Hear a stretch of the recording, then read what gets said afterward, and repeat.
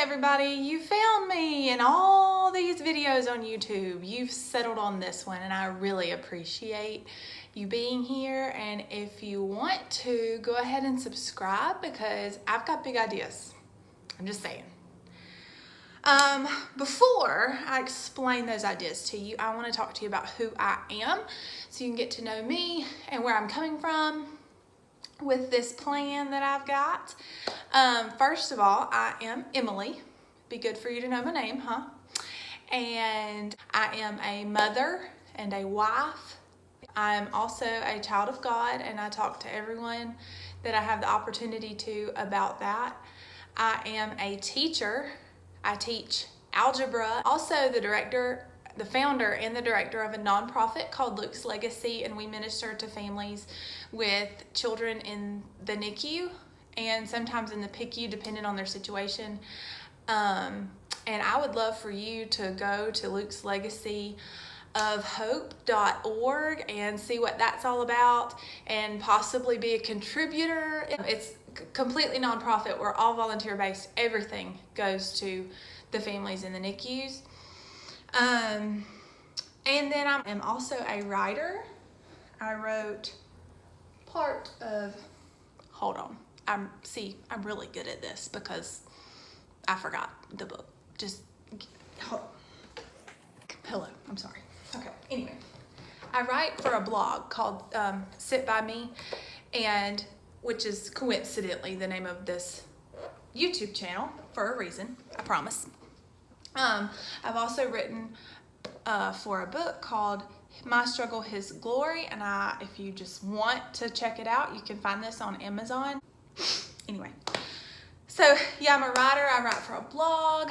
I have written for multiple blogs. I wrote for that book, and I'm so excited. This just came out, so I'm so excited about this. So professional. Hold on. So now that you know a little more about me, let me explain to you why I am making a YouTube channel. So a few years ago, December of 2016, my family was put through a tragedy, and our son Luke died at 4 days old. And that's where the nonprofit Luke's Legacy originated. A few months after he passed, I was thinking of his birthday and how I could honor him without being sad, and do it in a way that serves others. Because when Luke passed, that really broke my heart for others that are going through a similar situation and maybe don't have the relationship with Christ that I have. So I decided the best thing that I could do is try to minister to those families that are in the situation we were in when he passed. So we make care packages and we send them to these families that are in the NICU. And it started just to be his birthday present, but now it is a revolving thing, and we try to give care packages every chance we get. It's from word of mouth, but we need support. So if you want to look up the site, Luke's Legacy of hope.org, and help us out, that would really be great. But as I was growing after this, I would share a lot on social media, and people started to pick up on it, and some churches would ask me to speak. So I went to speak at a women's conference. I don't know, it had not even been a year since Luke had died. So it was like September of 2017. And the head speaker, pretty much, she spoke a few times, and she was kind of like the headliner. She talked about God speaking to her, like audibly, like she could hear God speaking to her. And she talked about people in the like obscure Bible characters that I didn't know. And I thought, oh, I'm not good enough. I don't read my Bible enough because I don't know who Deborah is. Specifically, it was Deborah that she spoke about. And as I was praying about it later, God laid it on my heart that I'm not the only person that feels this way. I'm not the only person who is a Christian who really loves Jesus. I mean, genuinely loves Jesus. Genuinely wants to follow and follows. But sometimes feels less than because maybe they don't know these obscure characters of the Bible, or maybe they've never heard God audibly speak to them, and maybe they're not doing something right. And God said, not audibly, let me tell you. I've never heard God audibly speak. But I'm not going to go there. I'm just going to say that God, in my spirit, I felt him say, make a place for Christians like you. Christian women like you who are learning, and they're not afraid to admit that they're learning and they're growing in their walk with Jesus, and because we all need a space to be able to come together and say, hey, help me learn to pray. A new Christian in adulthood may not know how to pray.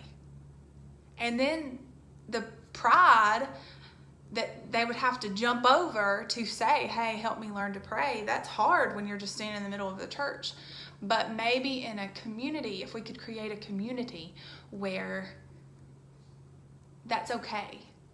And maybe you don't even have to say anything to anybody.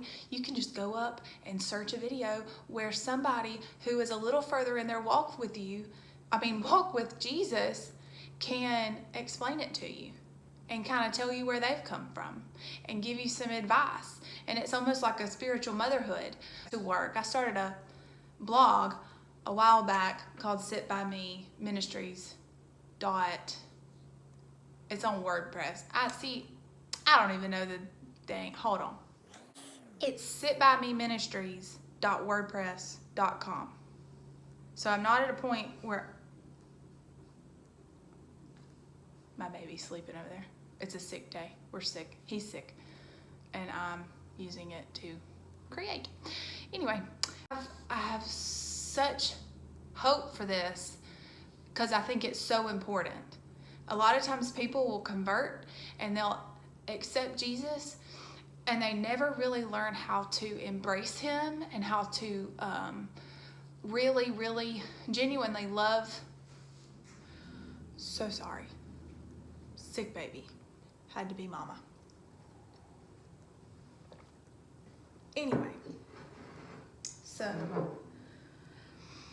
I felt a tug at my spirit to create a place where new Christians and growing Christians and Christians, spiritual mothers, everybody can come together and just be ourselves and be honest and not have to conform to this cultural Christianity that I cannot stand, and not have to hide because we're scared that the questions that we have make us less than in terms of this way society measures Christians, how somebody's a better Christian. Oh, I don't even want to go there. That's for another video. But I just wanted to create this place, this YouTube channel, this blog, this outlet where women, because women are hard on themselves and each other, can come together and form an alliance against that enemy that whispers in our ear that we're not enough. And we can learn how to work together because we will be an unstoppable force. So I just wanted to create a place where we can feel safe and comfortable and come together and ask those questions and tell those stories that help us to grow in our walk with Jesus, rise above the society that surrounds us that tells us we're not enough, and a place where we can embrace that transforming grace, not just accept it, but embrace it. That's why I'm here making a YouTube video. And that's what I wanted to tell you today. I'm gonna end by asking you to please like this video, thumbs up. Comment if you have any suggestions for me, or you have any questions for me, or you're on my team here and maybe you even want to collaborate and somehow be like a guest speaker, because we live in a world where it doesn't matter where you live, we can collaborate. And that's so exciting to me, and I think we should use it for the betterment of the church as a whole. Whatever, I'm so weird. Anyway, okay, so I'm gonna stop it now. I'm gonna quit talking. I'm gonna let you go. And if you have any suggestions or anything, leave them in the comments, and I will see you soon.